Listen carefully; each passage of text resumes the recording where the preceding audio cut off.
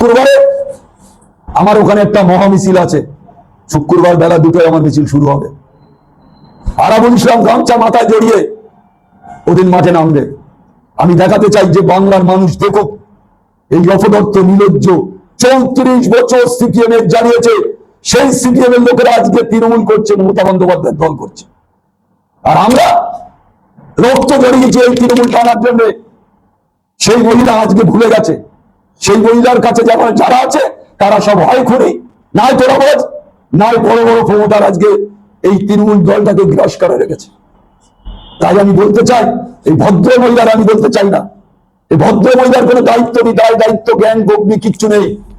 তাই আমি বলতে চাই, পুলিশের যারা দায়িত্ব আছে, নির্বাচন কমিশনার থেকে শুরু করে তাদের দেখতে হবে, তারা এই দায়িত্ব, প্রতিটা দায়িত্ব তাদের নিতে হবে, যাতে গণতন্ত্র প্রয়োগ হয়, যাতে সাধারণ মানুষ ভোট দিতে পারে। আজকে তার থেকে বড় ঘটনা, প্রতিটা বাড়ি একটা বাড়ি বাদ দেয়নি, বাড়ি গিয়েছে। আরামুল আসলে বেরুলে চলে গেলে তোর আরামুল বাঁচাবে না, তোর কোনো বাপ বাঁচাবে না। বাড়ি গিয়ে তাদের উপরে টর্চারিং চলছে। কেউ ছাদের উপর তো এরকম করছে, কেউ তো দোকানের ঝাঁক খুলে এরকম করে দেখার চেষ্টা করছে। সমস্তটা লকডাউন, সারা ক্যানিংটা কি অবস্থা প্রচারে গিয়ে আমি তো দেখছি, মানুষ বোবার মতন কাঁদছে। তারা কিভাবে ভোট দেবে? গুন্ডা সন্ত্রাস করছে, সন্ত্রাস, গোটা ক্যানিং সন্ত্রাসে মানুষ ভোট দিতে পারবে না। প্রতিটা বারে তো ভোট হয় না, লুট হয়। ভদ্রলোক ওখানে লুট করে, সেই ভদ্রলোক এখন ভাঙড়ে জানে ভাঙড়ে হেরে যাবো, কিন্তু ক্যানিংটা বাঁচাই এই চেষ্টা করছে।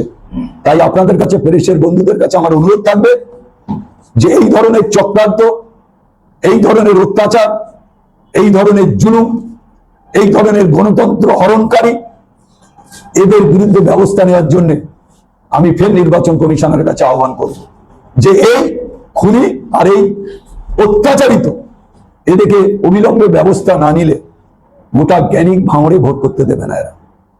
এখন এদের বন্ধু হচ্ছে পুলিশ, তাছাড়া এদের সাথে আর কেউ নেই, জনগণ এদের সাথে নেই।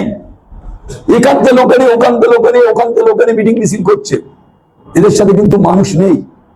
আজকে তো আমি দেখে আসলাম, সিসলেন নাওতা 2-তে মিটিং হবে, গোটা 5-7টা বুথের লোক গেছে 30 থেকে 35 জন, এদের তো লোক নেই। আমি যদি একটা আইএসএফ এর ছোট মিটিং করি, অঞ্চল মিটিং, তাহলেও 200-500 লোক হবে। আর এরা একটা অঞ্চলে যদি সারা জায়গায় কুড়িয়ে করে 100 না 50টা লোক হবে। আজকের এদের সাথে লোক নেই।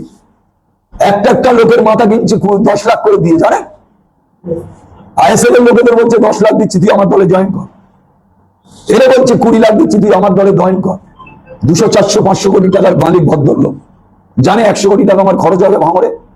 আপনারা এই রাস্তা দিয়ে দেখবেন হাত অন্তরে করে ব্যানার, যে ব্যানার এখনো আমরা 100টা কিনতে পারিনি, 500 পোস্টার লাগাতে পারিনি, 1-2 কোটি টাকার ব্যানার লাগানো হয়ে গেছে ভাঙড় বিধানসভা।